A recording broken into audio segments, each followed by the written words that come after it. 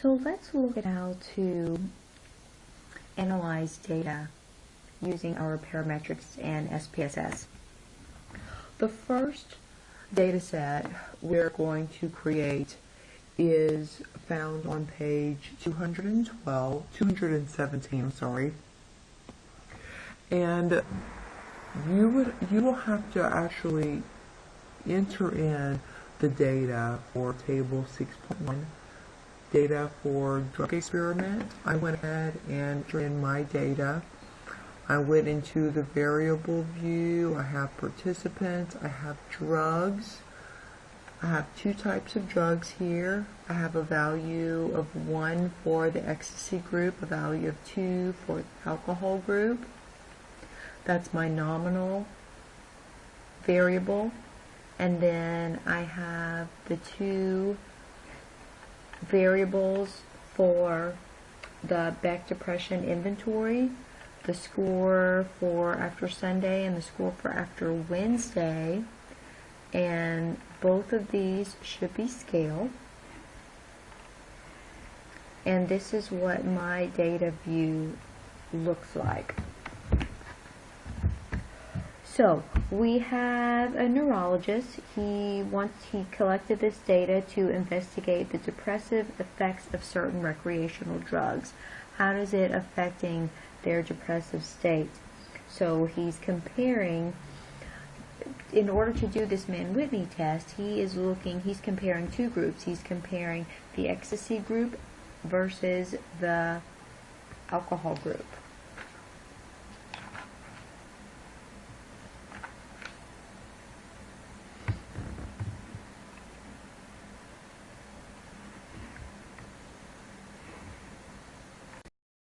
Let's go ahead and complete a Mann-Whitney test on this data. We're comparing two independent groups here. So let's go to Analyze, Non-parametric test.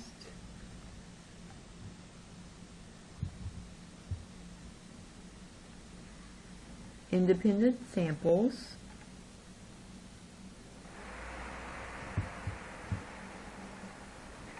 And let's go to Fields.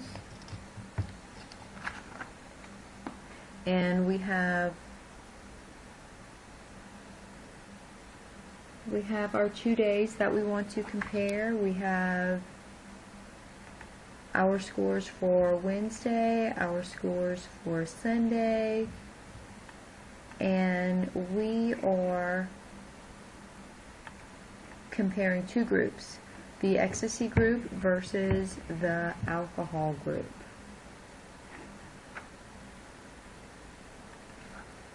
Let's go into Settings. Let's click on Customize Test. So like that we can go ahead and choose the Mann-Whitney U for two samples and click Run.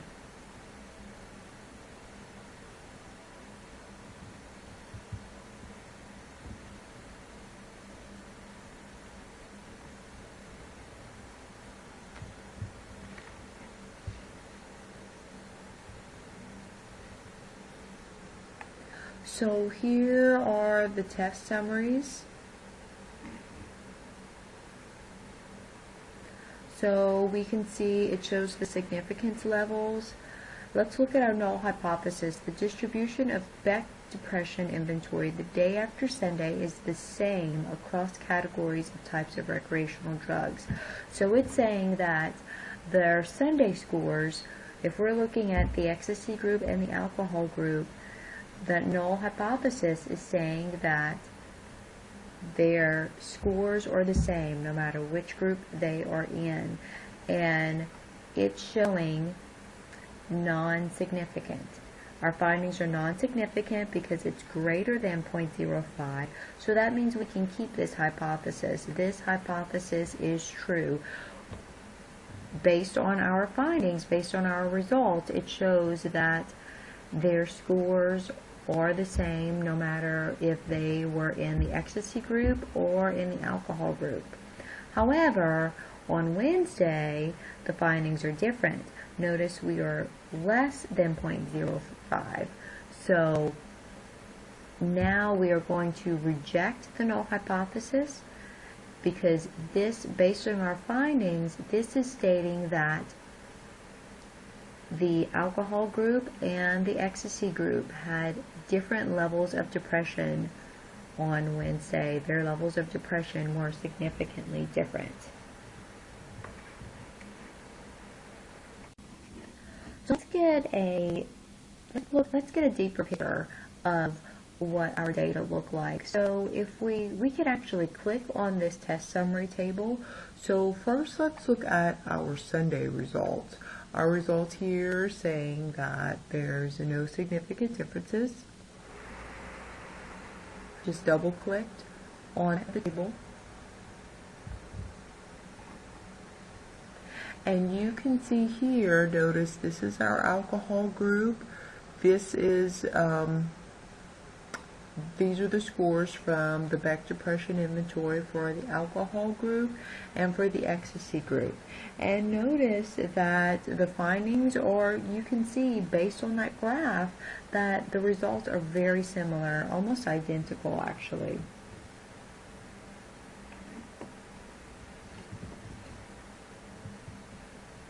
Now let's look at the scores after Wednesday, which looks, now it looks much different. We can see that the distribution of scores, they're shifted upward. So we have higher, our scores are higher here for the inventory for our ecstasy group compared to the alcohol group. Now there's a table under here that's giving us the test statistics for the Mann-Whitney test. So here is our test statistic, our Mann-Whitney U. Here's our test statistic of 4. And our Wilcoxon W statistic of 59, and the corresponding Z score.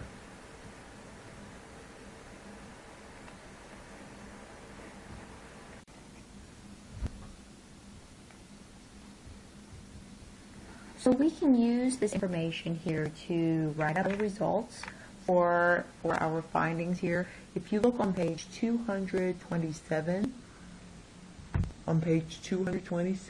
it gives you examples of how to write up the results. And notice in section 6.4.6 that median is used in the results and not mean. Now remember, we're working with non-parametric data, non-parametric tests, because our data are not normal. Remember that our mean will be influenced by our skewed data. It's going to shift either higher or lower based on what those outliers look like, based on the shape of the data. So median is a much better mode of central tendency to use for non-parametric data. And that is why if you look on the bottom of page 227, it gives you an example of how you can write up the results. So depression levels in ecstasy users, a median of 17.5. So how do you find median? Median, you can go in and find median by going through your descriptive statistics, just like we did in the last chapter under frequencies. You can find your mode, median, mean, standard deviation, etc., etc. So you find your median by going through that process. So looking at first, it states the findings for Sunday. It says depression levels in ecstasy users, median of 17.5, did not differ significantly from alcohol users, a median of 16, the day after the drugs were taken. Now notice it's also including those statistics, the Mann-Whitney U. It says Mann-Whitney U 35.5, z-score of negative 1.11, a p-value of 0.28. Okay, notice we're using the exact significant two-sided test, so 2.208, and then an R of negative 0.25. Now R is giving that effect size. If you look on page 227, it's going to tell you it's a simple formula that shows how you can figure out the effect size. That effect size is going to tell us how strong of a relationship our variables have. And so I'm still looking on page 227, the formula is R equals Z divided by the square root of N. So that effect size is your Z statistic,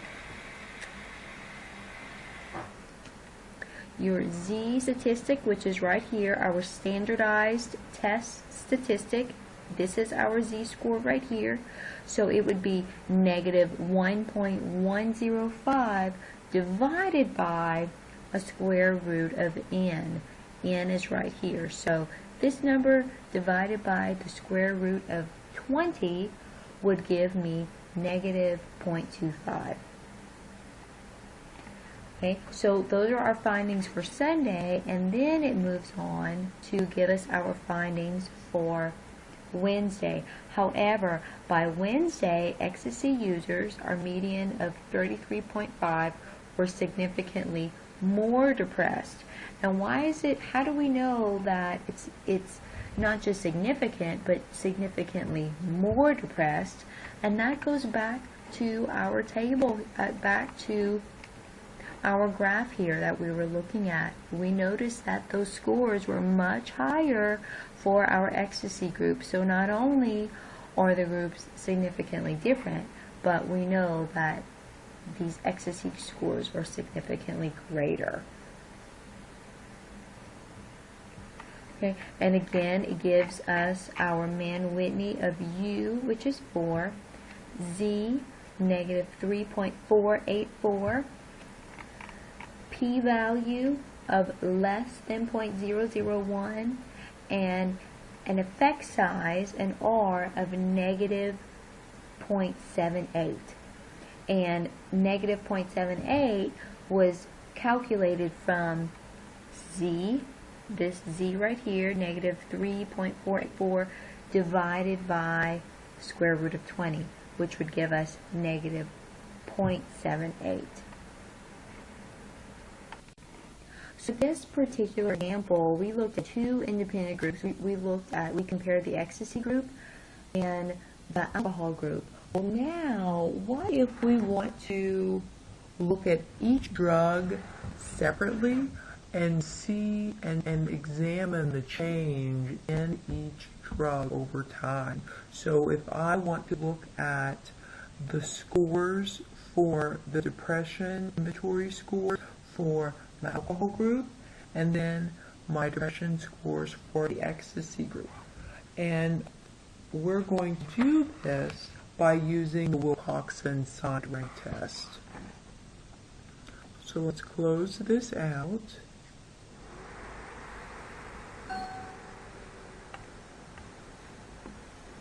So here's my same data set. Now the first thing I want to do, I need to split the file by drug. So like that SPSS can know that I want to look just at, I want to analyze just ecstasy, and I want to analyze only alcohol. So in order to do that,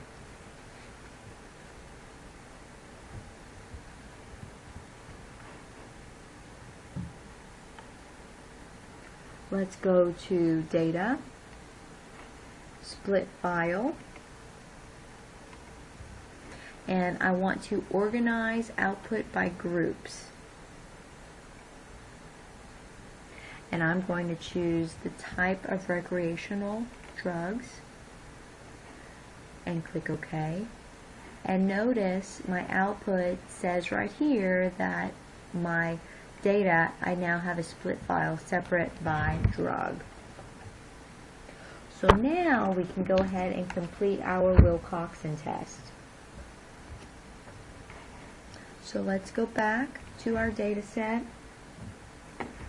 go to Analyze, Non-parametric test.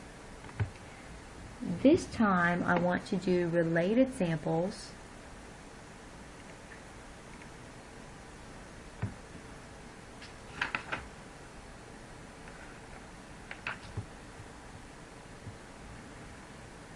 Click on Fields,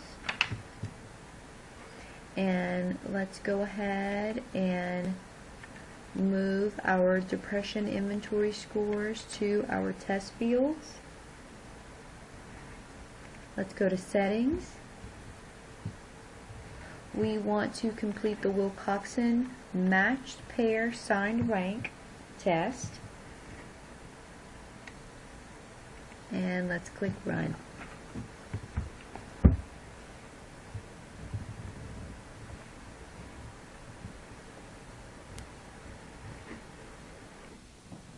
So what our Wilcoxon test is doing, what our Wilcoxon signed rank test is doing, basically it's looking at the difference in the scores. So first we have our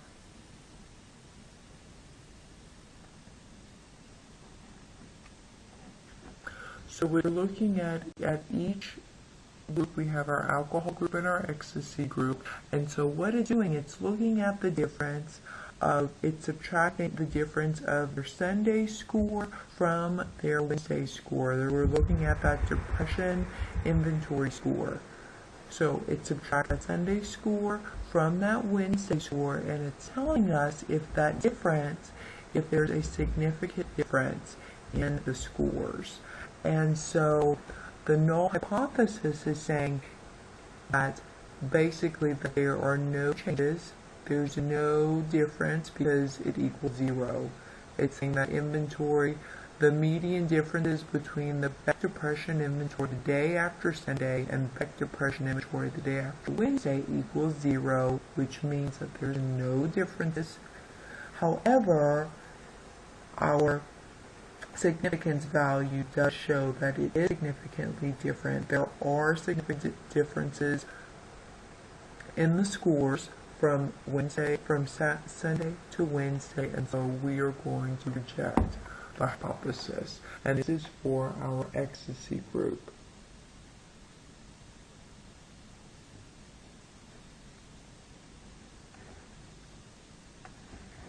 So let's double click on this test summary to get a better illustration of what our test scores look like. So notice the key here. It says positive differences are in brown. So if there's positive differences in my test, it would be brown. Now remember, we are subtracting Sunday from Wednesday. So if we're subtracting Sunday from Wednesday, if this is brown, this is telling me a positive difference means more depression on Sunday. More depression on Wednesday than on Sunday. A negative difference would mean more depression on Sunday than Wednesday, and a difference of 0 means that their depression levels were identical on Sunday and Wednesday. Now, because this is brown, this is showing more depression on Wednesday. So it looks like, again, we have significant findings. So we have, it shows a significant increase. Our findings show a significant increase in the depression scores, in the depression inventory scores.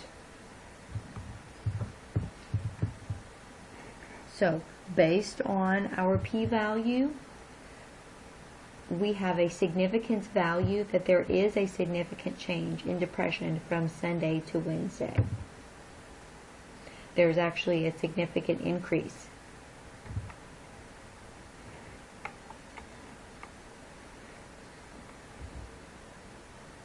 Now let's look at our findings from the alcohol group. Now notice again, we have significant findings again. So median differences, it says 0, basically that there's no change, but because it is less than 0.05, we are rejecting the null hypothesis. There are significant differences again for our alcohol group also. So those people who are in the alcohol group also had significant changes in their test scores, in their depression scores. So let's see what their scores look like. Remember, brown would indicate positive,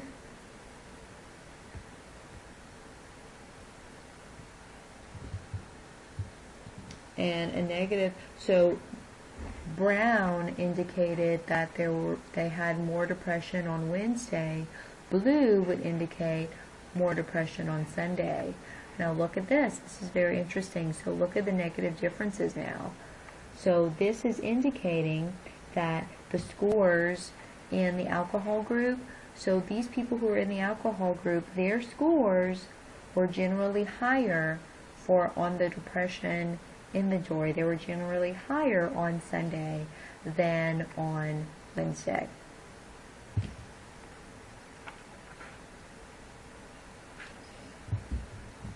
Now on page 234, again, using these statistics right here, it gives you an example of how to write up the results and how to calculate the effect size.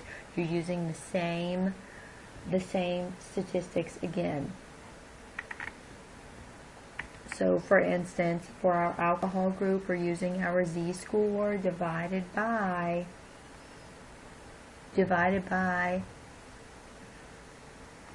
our total N, divided by our total observations, which are 20.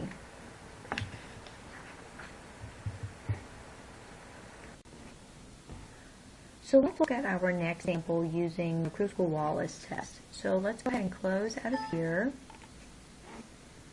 We can close our drug.save data set.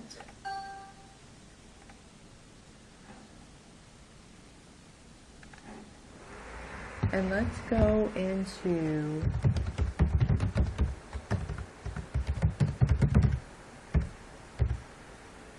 let's find the soya data file that we need.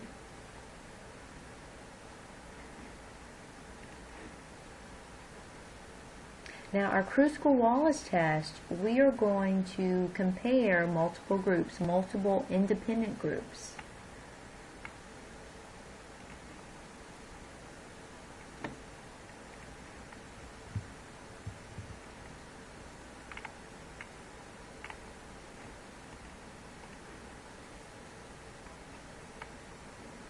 So here is our data set.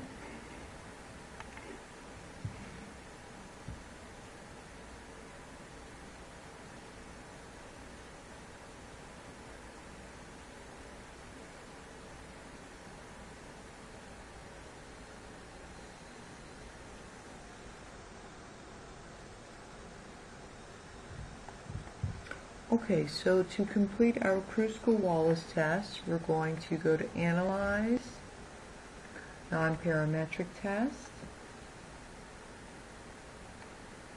We want to do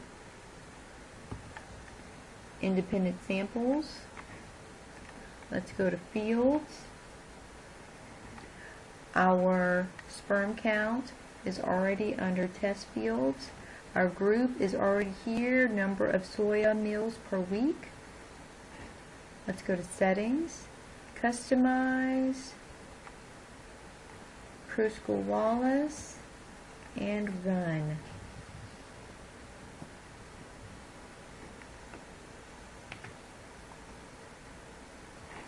Let me make sure though, I chose multiple comparisons, because one thing with Kruskal-Wallis, it will tell us if there are any significant differences, but it won't pinpoint exactly where those differences are. So let me make sure I did that a little quickly. So let me go back.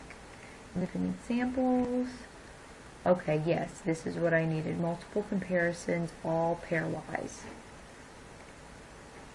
All right.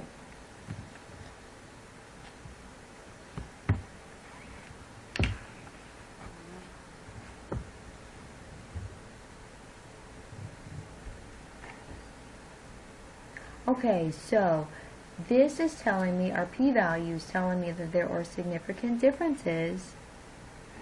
So here's our null hypothesis. The distribution of sperm count is the same across all categories of the number of soya meals per week.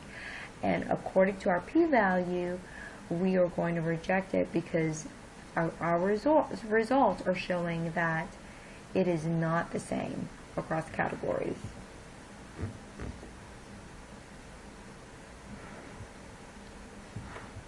So, based on our findings, we can conclude that the amount of soya meals eaten per week does significantly affect sperm counts.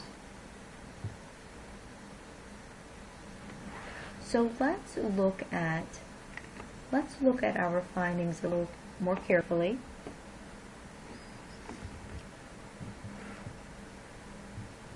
And we're going to look at the different groups. So we had our 4 groups. We had those with no soya meals, 1 soya meal per week, 4 soya meals per week, and then 7 soya meals per week.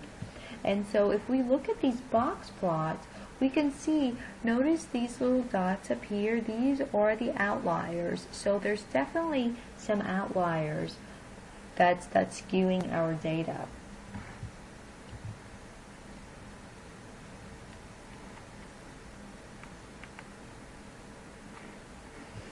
Now let's look, now that we know that there are significant differences, if we click in View, this View drop-down window, if we choose Pair Comparisons, this will actually give us the comparisons of each, it will break down all of the possible comparisons. So we can compare those who had 7 soya meals versus 1 soya meal, 7 versus 4, 7 versus none, 1 versus 4, 1 versus none, and 4 versus none. And so it's giving us all of the possible combinations. And notice, now in order to interpret these findings, we have to look at our adjusted significance.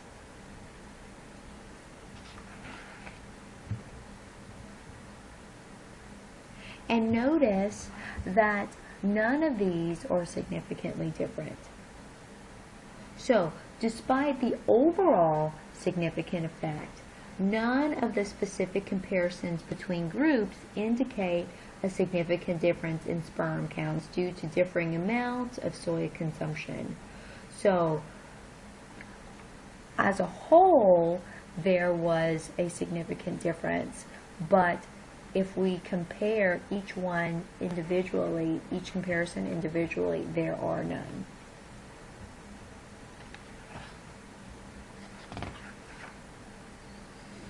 So page 249 does give you an example of how to write and interpret the results.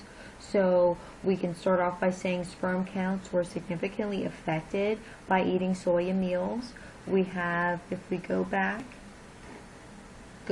to our independent samples test view, it includes degrees of freedom along with the test statistic and the p-value. And so you also should report the follow-up test as well. So page 249, top of page 249 gives you this is a good example of how to include the different comparisons that we were just looking at a few minutes ago. These comparisons right here, how to write up your findings for that. Our final example we're going to look at is Friedman's ANOVA. And for that, I think we need a different file. Yes, we do. So we'll close out of this. We need a diet file.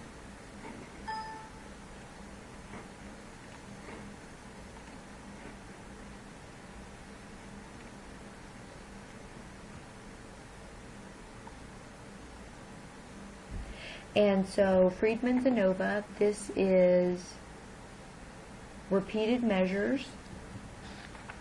So same group, however, there's repeated measures within that group. So these samples are related.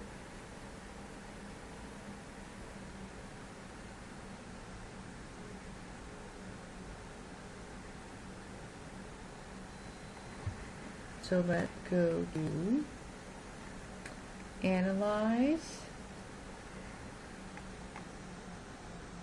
Non-parametric test, related samples. Let's go to Fields. So all of our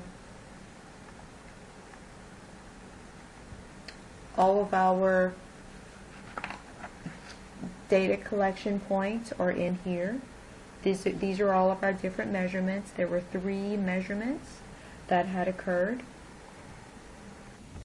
So we want to see what our participants, what their weight looked like. We want to compare their weight. They're on this diet, and so their weight was taken at the start of the diet, again after 1 month into the diet, and again 2 months into the diet. And so we want to see, because of those multiple measures, it's the same group of people, and we're collecting data from the same people multiple times. We want to see if there are any significant differences in their weight. Let's go to Settings, Customize. We're going to go to Friedman's two-way ANOVA by rank. Multiple comparisons, we'll say all pairwise and run.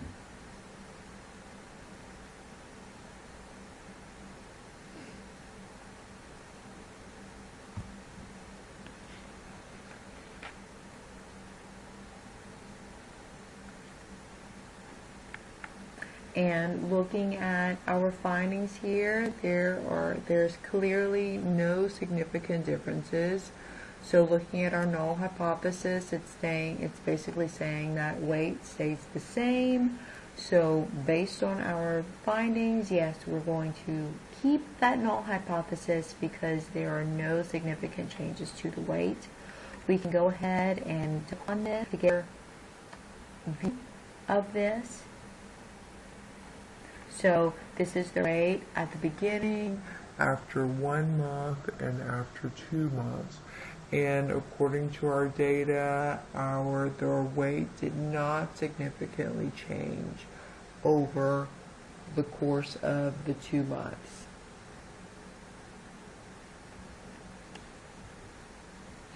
And again, on page 257, it gives a great job of showing you how to write up these results. The weight of the participants did not significantly change over the 2 months of the diet, and it shows you exactly which test statistics, I cannot say that word tonight, statistics need to be included in your results. So, thank you for being patient. This chapter was pretty long, and this has probably have been my longest lectures yet. So I hope you were able to take breaks in between, but I do hope that they were beneficial to you, and good luck with the homework this week.